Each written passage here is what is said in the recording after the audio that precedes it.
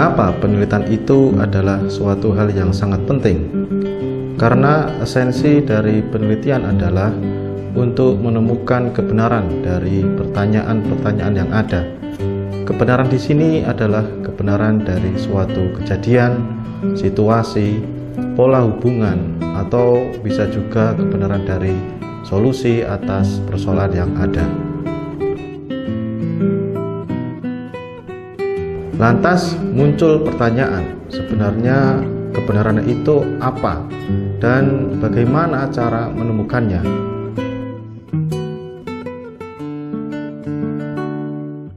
Assalamualaikum warahmatullahi wabarakatuh.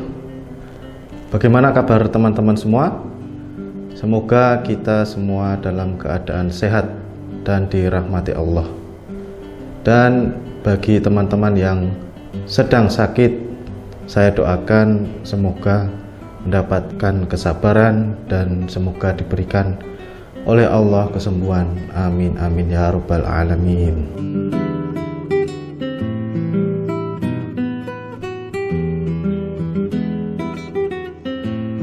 Kali ini saya Miftahuddin Asrofi. Kita bersama-sama akan membahas filsafat tentang logika dalam menemukan kebenaran. Dan nantinya kita akan berikan analogi-analogi yang sederhana agar lebih mudah kita dalam memahaminya. Pembahasan filsafat kali ini dapat terlaksana selain dari bacaan-bacaan yang ada, juga tidak terlepas dari kontribusi bimbingan dan arahan dari beliau Profesor Dr. Asrofi, Magister Pendidikan, dan Bapak Abdul Rahman PhD.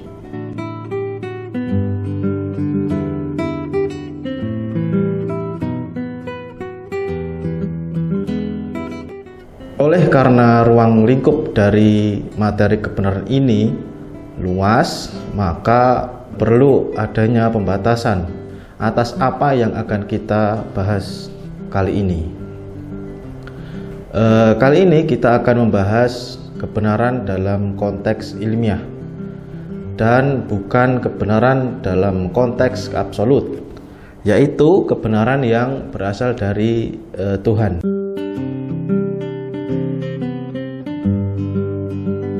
Kalau kita rujuk dari KBBI, kebenaran adalah keadaan atau hal dan sebagainya yang cocok dengan keadaan atau hal yang sesungguhnya. Kebenaran merupakan kata nomina atau kata benda. Namun kalau kita mencari benda yang namanya kebenaran, itu jelas itu tidak akan ada hasilnya. Itu merupakan usaha yang sia-sia. Meskipun ada kata benda namanya kebenaran, namun dalam realitanya tidak ada benda kebenaran.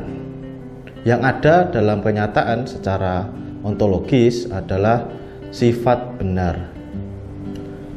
Sifat benar pada umumnya dapat kita temukan pada hal-hal seperti pemikiran, jawaban, pengetahuan, pernyataan, penjelasan, pendapat, pandangan, informasi, berita, tindakan, kebijakan yang benar, dan lain sebagainya. Kebenaran dalam konteks ilmiah adalah kebenaran yang mengacu pada metode ilmiah, yaitu kebenaran yang memiliki logika atau rantai penalaran yang ilmiah. Dan kebenarannya harus dapat diuji kembali. Semakin banyak hasil pengujian yang membuktikan atas kebenaran itu, maka keabsahan kebenaran itu semakin kuat untuk diakui. Untuk itu, kebenaran ilmiah harus melalui sistematika dan metode tertentu. Dalam epistemologi terdapat 3 teori besar dalam menemukan kebenaran ilmiah, yaitu teori kebenaran korespondensi, teori kebenaran koherensi, dan teori kebenaran pragmatis. Masing-masing teori tersebut memiliki metode tersendiri dalam menemukan kebenaran. Apa itu kebenaran korespondensi? Menurut Profesor Peter Mahmud Marzuki, kebenaran korespondensi dapat diartikan sebagai suatu pernyataan dapat dinyatakan benar jika dan hanya jika apa yang dinyatakan benar itu sesuai dengan fakta atau realitas. Maka penelitian dalam kerangka menemukan kebenaran korespondensi adalah melakukan verifikasi atas dugaan-dugaan atau hipotesis melalui data empiris atau kasat mata. Apabila hipotesis itu setelah diverifikasi oleh data empiris ternyata benar adanya, disitulah terdapat kebenaran, dan apabila tidak dapat diverifikasi tidak didapatkan kebenaran.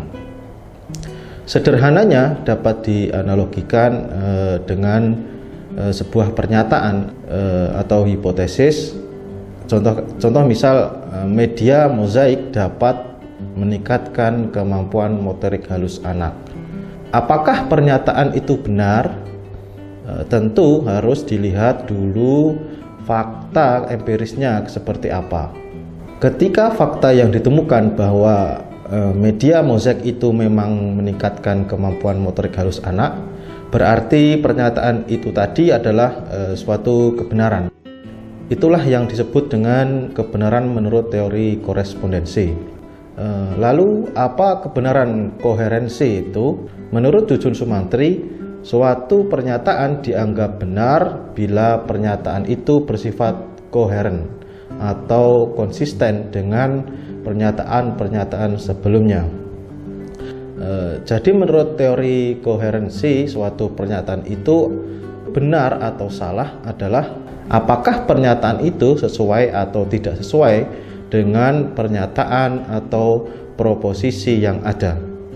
Maka penelitian dalam kerangka menemukan kebenaran koherensi ini menurut Profesor Peter Mahmud Marzuki juga adalah mendapatkan suatu yang secara aksiologis merupakan nilai atau ketetapan atau aturan sebagai referensi untuk yang ditelaah.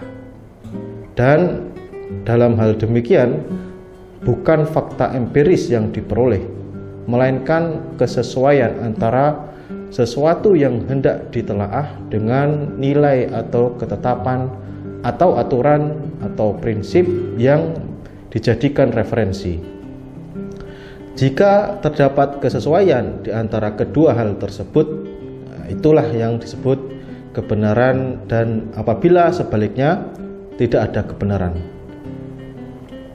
Sederhananya dapat dianalogikan dengan hipotesis tadi, yaitu media mozaik dapat meningkatkan kemampuan motorik halus anak. Menurut teori koherensi, ketika pembuktian hipotesis tersebut memiliki koherensi atau konsisten dengan pembuktian-pembuktian yang lain. Artinya hipotesis itu dapat dibuktikan oleh siapapun, dimanapun, dan kapanpun itu hasilnya akan sama. Dengan melihat kesamaan atau konsistensi antara proposisi, kita dapat menemukan suatu kebenaran menurut teori koherensi ini. Dan terakhir, apa itu kebenaran pragmatis? Bagi kaum pragmatis, kebenaran itu adalah sama artinya dengan kegunaan. Ide, konsep, pernyataan, atau hipotesis yang memiliki nilai benar adalah yang berguna. Suatu pernyataan itu dinilai benar ketika memiliki nilai fungsional atau memiliki nilai manfaat baik secara teoretis maupun praktis. Menurut Charles Sanders Peirce, yaitu pencetus dari teori kebenaran pragmatis ini, kebenaran itu ditentukan oleh kegunaan praktis dan efektivitas dari suatu penelitian. Dengan melihat kebenaran sebagai suatu yang memiliki manfaat, maka penelitian dalam kerangka menemukan kebenaran pragmatis menurut Profesor Peter Mahmud Marzuki adalah menemukan suatu yang efektif dan bermanfaat dalam menuangkan gagasan.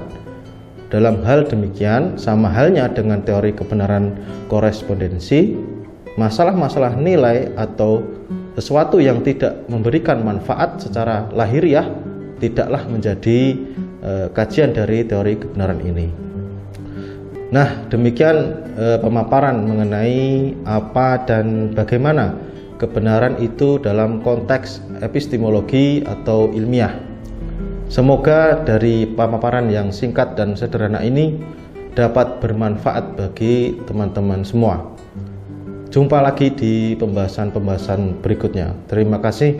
Assalamualaikum warahmatullahi wabarakatuh.